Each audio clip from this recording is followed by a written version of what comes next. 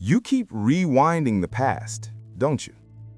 Moments that are gone, conversations you wish you could change, choices you wish you didn't make. You replay them again and again until they become your reality. And when you're not in the past, you're somewhere in the future, worrying about what might happen. What if it doesn't work out? What if they leave? What if I fail? You call it thinking, but the truth is, it's suffering. Because you're everywhere except where life actually is. Here, now. Time doesn't hurt you. Your resistance to time does. The more you cling to what was or chase what might be, the more the present moment slips through your fingers. You try to control everything, outcomes, people, destiny itself. You think if you plan enough, you can avoid pain. But life was never designed to be controlled. It was meant to be experienced. Krishna says in the Bhagavad Gita, you have the right to perform your action, but not to the fruits of your action. It's one of the most misunderstood lines. He's not telling Arjuna to stop caring. He's telling him to start living. Because when your mind is fixated on results, you miss the sacredness of doing. When you're lost in the fear of the future, you lose the miracle of now. When Arjuna stood on the battlefield, his mind wasn't in the war. It was trapped in time. He saw the faces of his loved ones, his teachers, his brothers, and his mind ran to the past. All the bonds, all the memories, all the emotions, they tied him down. Then it leaped into the future. What will happen if I fight? If I win? If I lose? If they die? Between past and future, he was paralyzed. He couldn't move. He couldn't think. He couldn't live. And in that still moment, Krishna spoke. Calm, compassionate, unshaken. He said, "The wise neither grieve for the dead nor for the living." Why? Because wisdom lives in the present. And the present is the only place untouched by fear or regret. Every breath you take is a gift life gives you, only once. You can't store it, you can't repeat it. You can only live it or waste it. The mind says, I'll be happy when I earn more, when they love me, when this problem ends. But life whispers, you can be happy now. Not when the storm passes, but while it rains. Because the present moment isn't small, it's infinite. It's the only place where your soul truly exists. Krishna told Arjuna, the mind is restless, turbulent, strong, and obstinate, but it can be controlled through practice and detachment. The practice he spoke of is presence. When you bring your mind fully into this moment, the turbulence begins to fade.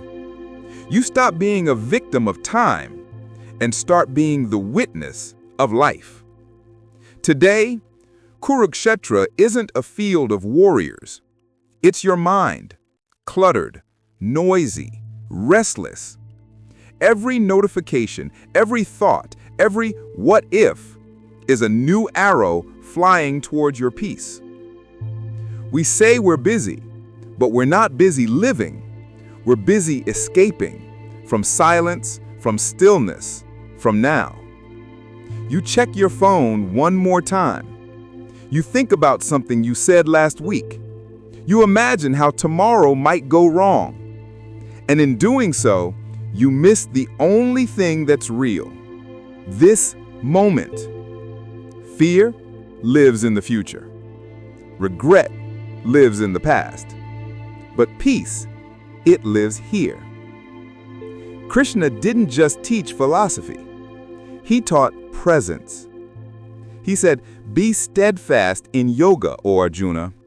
Perform your duty and abandon attachment to success or failure.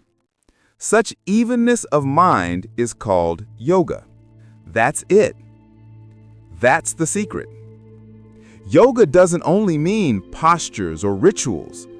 It means union with this moment. When you stop dividing time into what was and what will be, you start living what is. You realize you're not walking toward life. You are life. You're not a traveler through time. You are the timeless awareness watching it flow. Have you ever noticed when you truly lose yourself in something beautiful, time disappears? You're not counting minutes. You're just alive. That's presence. That's the space Krishna invites you into. When you cook, just cook. When you walk, just walk. When you pray, just pray. Every action done with awareness becomes meditation. Every moment lived consciously becomes divine. Because presence isn't about escaping the world. It's about entering it completely.